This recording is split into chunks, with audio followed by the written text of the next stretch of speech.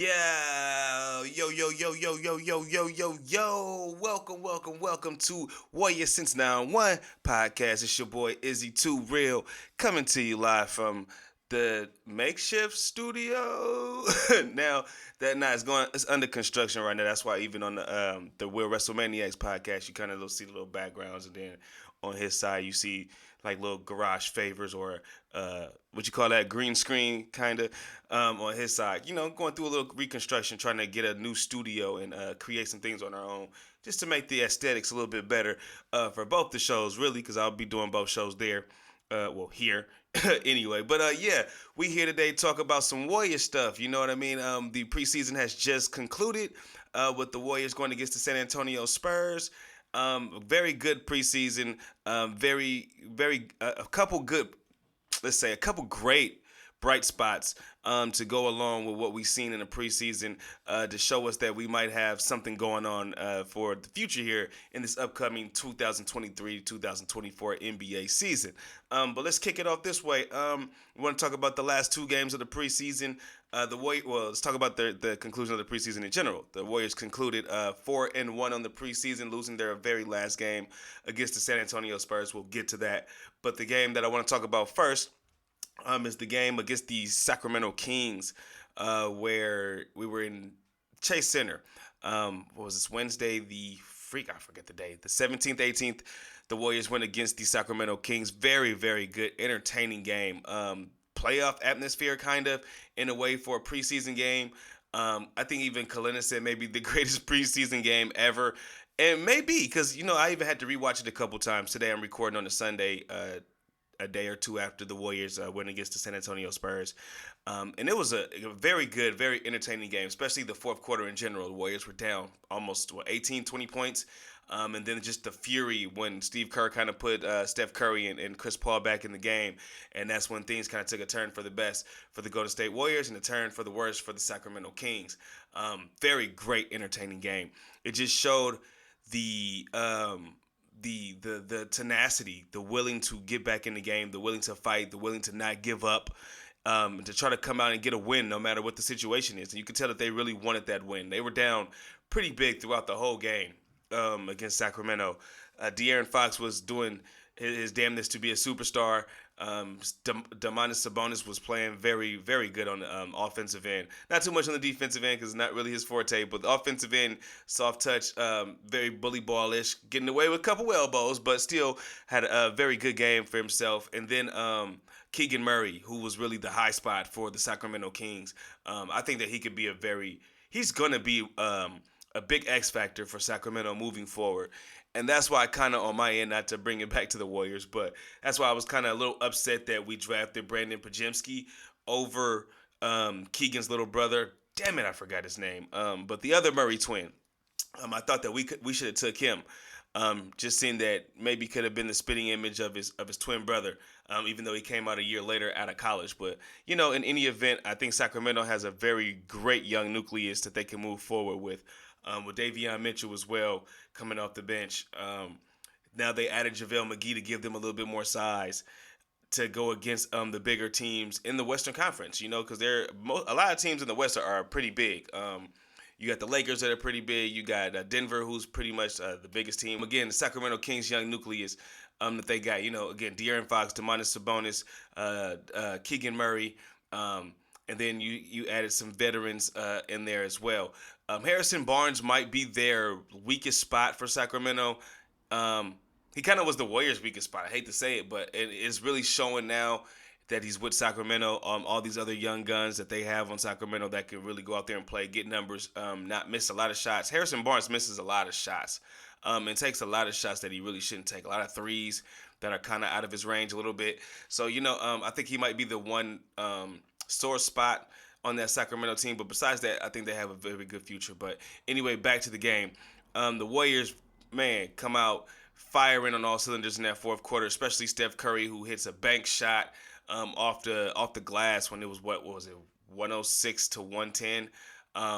Somewhere around there. I might be off on the score, so don't don't jab me or that. But then come back around after the Sacramento Kings get one free throw. Then Steph comes back at the other end and hits the game-winning three to win the game with 5 seconds left. I mean, he hits it from the end in Chase Center, which is the crazy part about it. Like, he was perfectly, like, lined up with the end on Chase Center when he let it go. And that was over De'Aaron Fox, who played very, very good defense. It was one of those, hell, if you make it, good shot. Or what they call it, good defense but better shot. It was one of those type of situations. But in any event, the Warriors come out with the win. De'Aaron Fox did have a chance at the very end, but he kind of airballed it, and the Warriors come out with a big victory. It was 115 to 116. Very entertaining game. But the Warriors come out with a win. Steph was very hyped at the end of it. He kept doing a couple of little funny little shimmy runs going down the court, which was it shows you that the chemistry, the fun is back with this team. And that's what you want to see moving forward, because we know the issues that was had last year. So now seeing that the chemistry is kind of back there, guys are back to having fun. You've seen the energy on the bench when Steph did hit the game winner. Even though it's not like years past when there was a Kent Bazemore or somebody like that on the bench, it still showed the energy that they had out there. So that's very good to see. Then moving on to the last game of the preseason, which was against the San Antonio Spurs. And I do the same thing like I just did with the Sacramento game. I'll talk about the Spurs first. That Spurs team, I know this was just a preseason, but they have some young pieces that can really be something. Not saying this year, but overall moving forward with Keldon Johnson, Devin Vassell, however you pronounce his last name, and then just Victor Wembanyama himself. I was one of the guys who was like, it's too much hype. But then really getting to see like 2 games, with having the NBA League Pass, getting to watch 2 games, and then especially watching the Warriors game, the length is very impressive in itself, but just the skill, the touch around the basket, the soft touch around the basket, being able to block 3-point shots. He blocked around like 2 or 3 Warrior 3-point attempts, which was crazy enough. One of them is one of Wiggins' threes, and it was a meme going around on Instagram, which is crazy. Just to see him block 3-point attempts was just nuts, where I was even yelling at the TV like, yo, no more, stop taking threes over this guy. Like, he's going to block them. So that's very impressive for a young guy, especially 20 years of age, coming over from overseas. So, hey, I think he, under Pop, will develop into something very nice. I'm not saying he's going to be Tim Duncan or even David Robinson, but he can be in that. He's going to be in that ilk. You can best believe he's going to be in that ilk. Just the way that they develop bigs there and the way that they've been doing it for 20, 30 years. So I believe that Wembanyama will be one of the top stars in the league. Not saying he will be the face of the league, but man, who knows? He continues on this trajectory, and this is his first year. And it's only preseason. Like, we're not even in the regular season yet. This is just preseason. So seeing that, I'm going to give Wembanyama his props, and just can't wait to see his development over time. As far as the game, the Warriors kind of were lackadaisical all night with this game against the San Antonio Spurs. I think they kind of took the Spurs for granted, and the Spurs came out with reckless abandon, just making threes. But this is a problem with the Golden State Warriors, and I think it's going to still continue to be a problem. It's not going to stop this season. Just being able to defend the three, being able to get out there and contest 3-point shooters. Excuse me. Because we know the league has just changed into a 3-point shooting league now. So this is just what it is. And that's why having two-way wings are so important. And that's why teams are kind of loading up on two-way wings, to be able to defend the 3-point line, because of what's going on now. Everybody's just shooting an abundance of threes. Every team. It doesn't matter who it is. Every team is shooting an abundance of threes. So the Warriors' biggest problem is being able to defend those threes. So that's still going to be an issue. We have 2 great defenders in Andrew Wiggins and even Jonathan Kuminga, who's moving up into that realm on the wing as a defender. And Clay can still defend pretty decent. Not saying he's a high-level defender like he used to be, but he can still defend pretty decently when he wants to and when he really digs in. So, again, just one of those type of games where San Antonio was hitting everything. There's nothing really the Warriors can do. At the very end of the game, they did try to make another one of those rallies like they did in the previous 2 San Antonio games and even the Laker game, but just to no avail this time. Either they ran out of gas or just San Antonio just said no. Every time the Warriors would push it to like 4, San Antonio would push it right back up. So give those young Spurs credit. It's going to probably be a rough season for San Antonio. They might be one of those bottom rung teams, or they could be one of those surprising teams. Either way, but again, still good to see the Warriors out there playing these teams early on and see if they can get the chemistry and make sure that they have that feel to start the regular season. So again, the Warriors lose that game to the San Antonio Spurs, but we got to see Chris Paul go out there with 9 assists this game. Jonathan Kuminga, who didn't really have the best game against the Spurs, but was the highest scorer of the preseason, averaging around 24 points a game. So just to see that, hopefully he could continue that whole little leap that he's been taking and continue that in the regular season, because we're going to absolutely need it. Kuminga has to be that guy now to average around 15 to 18 points per game, especially without Jordan Poole. Like, those 20 points per game are going to be missed.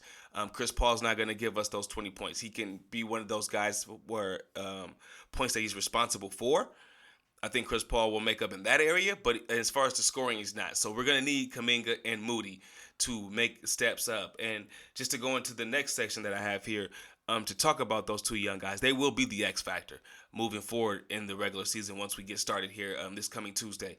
They're going to be the X factor. We're going to need Kuminga to score around, again, like I said, 15 to 18 points. And Kuminga's going to, and Jonathan, Moses Moody's going to have to give us around, I say 10 to 15. Between that range, for this team to really move forward. Because what's going to happen, or what's going to have is the Warriors is going to have these young guys carry them through the first 3 quarters. The Warriors are not going to be one of those teams that's going to have the lead throughout the game. They're going to be one of those teams who allows other teams to take the lead, and then once the third quarter comes, that's when they're going to make their push and get back in the game and try to hit that switch. In order to stay in those games, they're going to have to rely heavily on Jonathan Kuminga and Moses Moody. And those two guys, I believe that they can be able to handle and shoulder that pressure, especially now. I know Kuminga wants the pressure. It's just the simple fact of, can he handle it? And Moses Moody, can he be able to be consistent and not be afraid to take his shots when he has them? Because a lot of times with Moody, the problem with him is that he just be a little timid to take his shots or timid to drive to the bucket, when we know he can finish at the bucket. We've seen him start to finish buckets last year.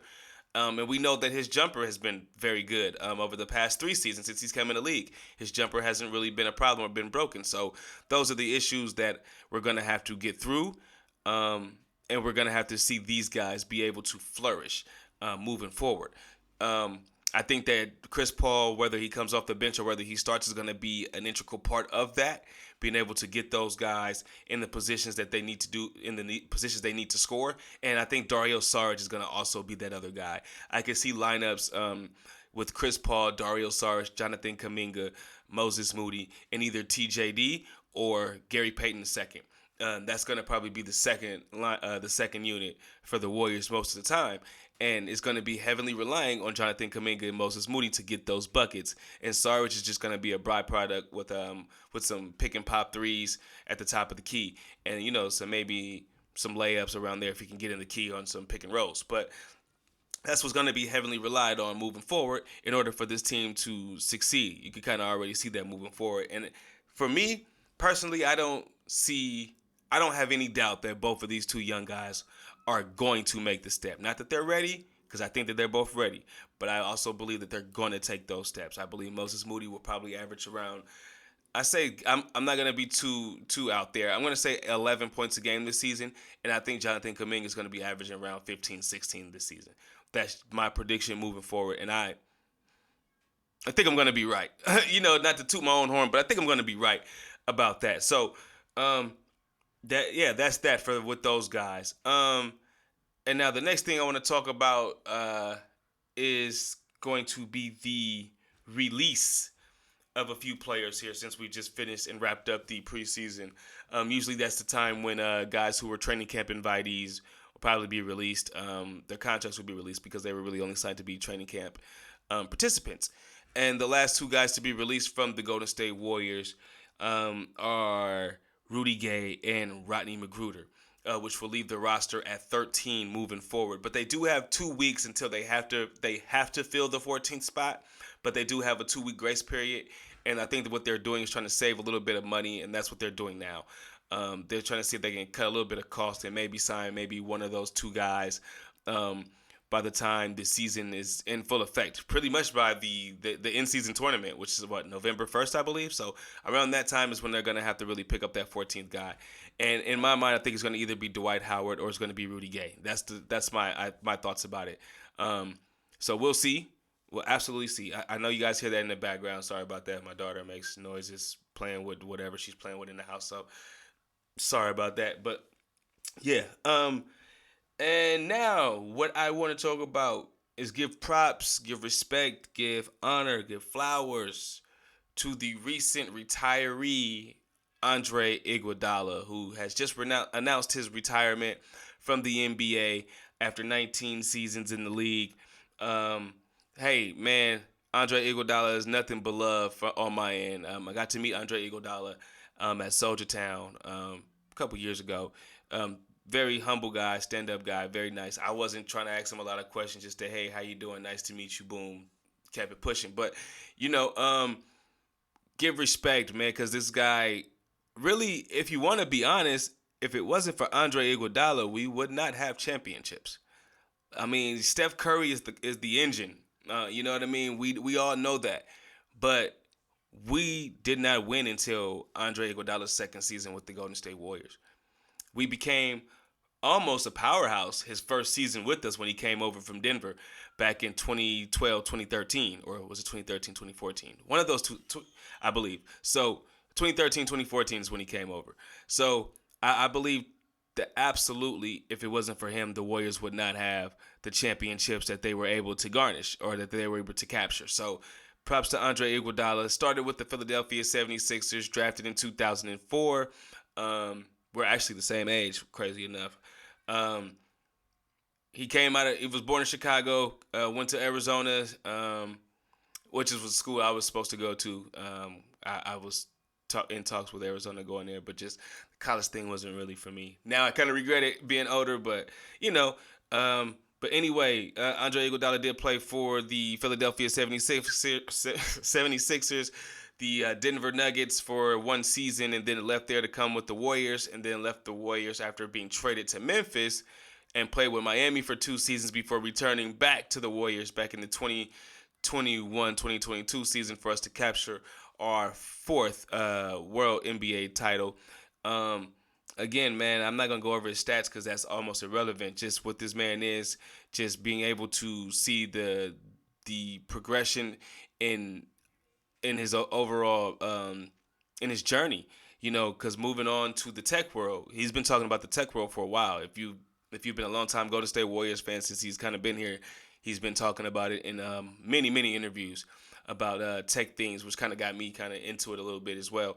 But, just very humble guy, respects all the way to Andre Iguodala. He will be missed. It'll be nice to see him one day, maybe as even assistant coach to the Golden State Warriors, or even a head coach one day in the league. It's always possible. But his jersey should absolutely and will absolutely be retired in Chase Center. It's not even a question. We know how Joe Lacob rolls nowadays. It's not even a question. His jersey will be retired, and that number 9 will be retired. Nobody would wear number 9 anymore for the Golden State Warriors because of what that guy brought to our area, the Bay Area, what he brought to the Golden State Warriors culture, and what he brought to as far as the basketball fan out here in the Bay. So all props and respect and good luck moving forward to Andre Iguodala. 2 more points I want to get to. The second to last one is Trace Jackson Davis, man. This kid to me has been very impressive. Very impressive. Just the way that he's been able to. He's not the fastest. He's not the most athletic, but he's very skilled. And he's able to be in the right spots. He might foul a lot at times, but he's still able to be in the right spots, get the blocks if he needs to, and he's playing that dunker spot amazingly. He's almost like Gary Payton II when it comes to being in that dunker spot. He knows where to be at. Guys like Chris Paul, guys like Steph Curry. Steph Curry with a couple dishes in the last game against the San Antonio Spurs, and even the Sacramento game. Jonathan Kuminga, who's even gave him a couple passes down there, and Moses Moody. So TJD being being in the right spot at the right times has been very beneficial in the preseason, and I think all it's going to do is help. And I also believe that this is the reason why the Warriors chose not to sign Dwight Howard, because they really see something in Trayce Jackson-Davis that they might not be able to get in Dwight, or that they feel like we already have, so we don't want to clog up the minutes, because it could be the same issue like they had last year with Jonathan Kuminga's minutes and with Jordan Poole's minutes. So I absolutely believe that Trayce Jackson-Davis will be the backup big to Kevon Looney. And I do, well, he will be the third backup. I know he will start some games, but I do believe he will be the third backup. I forgot about Dario Saric. Dario Saric will be the backup big to Kevon Looney, because, we don't play bruiser bigs like that the whole way through. We need somebody who can stretch the floor, and that's what Dario's going to be. So after Dario, when we need those extra minutes, it will be Trayce Jackson-Davis. And those games that we're going to have where there's going to be no Steph, no Clay, no CP, you can absolutely believe that we're going to see like the lineup of Kuminga, TJD, Moody, and maybe Podziemski and Gary Payton II. So that's what's going to be great. Can't wait to see how these young guys develop. Even Brandon Podziemski as well, who's shown the ability now to finish and the ability to make some jumpers now. Whether it's floaters, whether it's layups, whether it's even an occasional three, he's able to show that he's making those shots now, unlike he was doing back in the summer league. But in any event, I'm loving the way this roster is looking right now with the squad that we have. And no predictions yet. Yeah, I'm gonna save that. I'm gonna go next into the preview for Tuesday. We know that it will be the Denver Nuggets taking on the Los Angeles Lakers in the first game on TNT. But the second game is the one I'm going to be heavily interested in, and I'm still trying to debate if I'm going to be at the game or not. It will be the Golden State Warriors taking on the Phoenix Suns. Kevin Durant's first game back at Chase Center with fans, where he's going to be playing. Big game.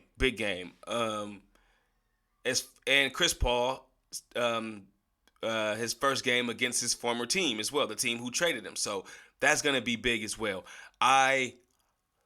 When it comes to the first game of the season, I'm always skeptical when it comes to the Warriors, because those are usually games that we shoot like shit. The first game, pardon my French, we turn the ball over at an unreal rate, even though we're a high turnover-prone team anyway, but it's usually magnified in the first game of the regular season. And, we usually don't win those games. Let's be honest. Maybe the last couple years we won like maybe one or two of the first game.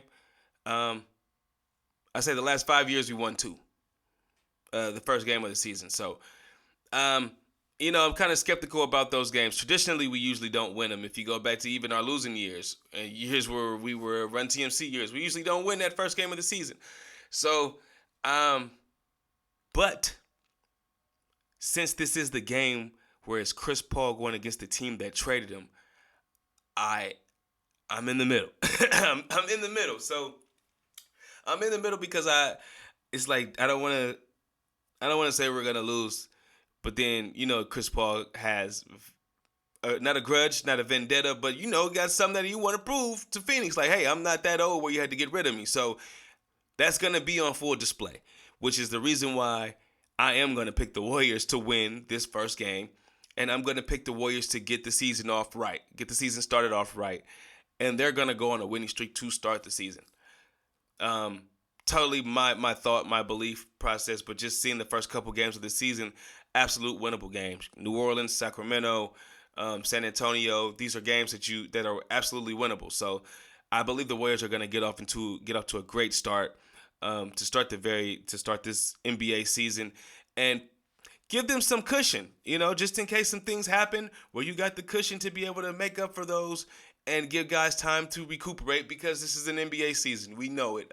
We're not going to say who or what, but we know what it is. So things happen. Things could happen. You always want to be prepared for that. So immediately I think they're going to get it started off right. I think they're going to start off 4-1, 5-1 to start the season. That's my prediction. As far as a prediction for the record, a lot of like ESPN analysts, people online, even YouTubers, 40 something wins. Nah, 40 wins was last season.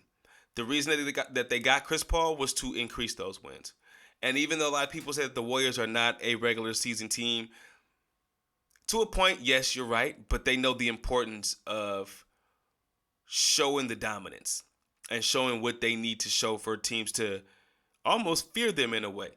So I do believe it's going to be over 50 wins. It's going to be over 51 wins. I'll say that. And that's my prediction. I'm not going to give a specific number yet. Let's say 82 games. I say 51 and 29. 51 and 29. There you go. Boom. That's that's my prediction for the Warriors record. I think that's right. Right, math. Yeah, I believe that's right. That's my prediction. But again, overall, great preseason. Love what I'm seeing from the guys. I think Klay Thompson, his shot, forget it. I got time. As far as Klay Thompson goes, I'm skeptical if he gets off to a great start shooting. Because traditionally, Klay does not get off to good starts in the season shooting the ball. I'm more to the side of I'll be more secure and happy with everything going on with Klay Thompson if he does get off into a shooting slump.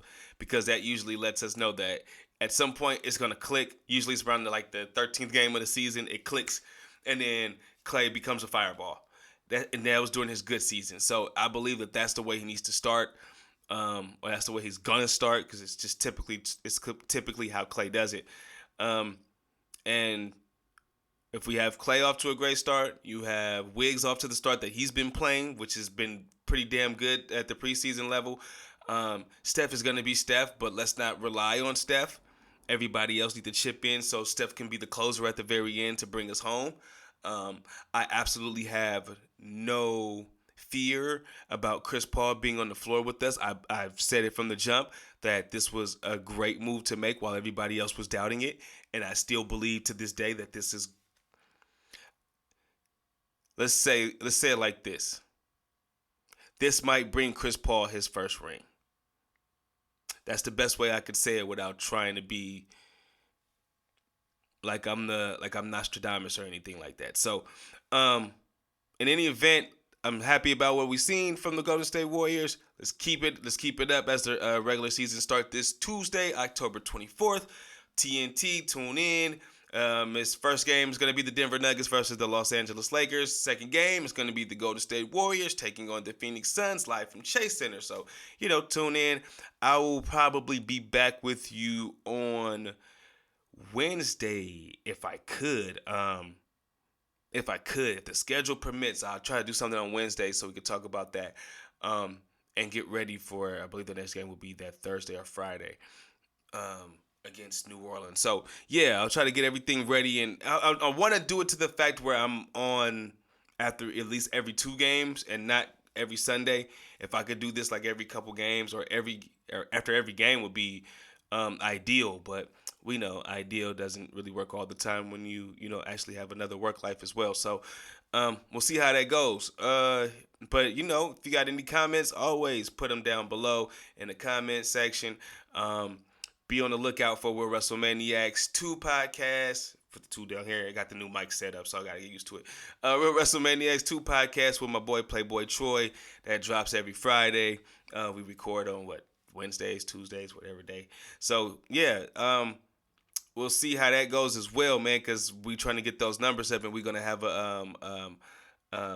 a giveaway going on with that show as well. So if you guys are into wrestling, tune in to We're WrestleManiacs 2. We talk about the current wrestling landscape and things going on there. And also coming soon will be the Hip Hop Review Board. Coming soon. So I'm not going to get too deep into that, but I just want to put everybody on their toes with that and let you know it's coming just in case people want to steal the idea. The idea has been in the works for like a couple of years now, but just getting the right people to be with me to do the podcast is, that's the thing that I've been working on. So, yeah, I think that's it. What they say for the YouTubers, like, subscribe, all that good shit. And we'll see you on probably Wednesday for more of Warrior Since 91 Podcast. Your boy Izzy Too Real signing out. Y'all have a good one, man. Peace.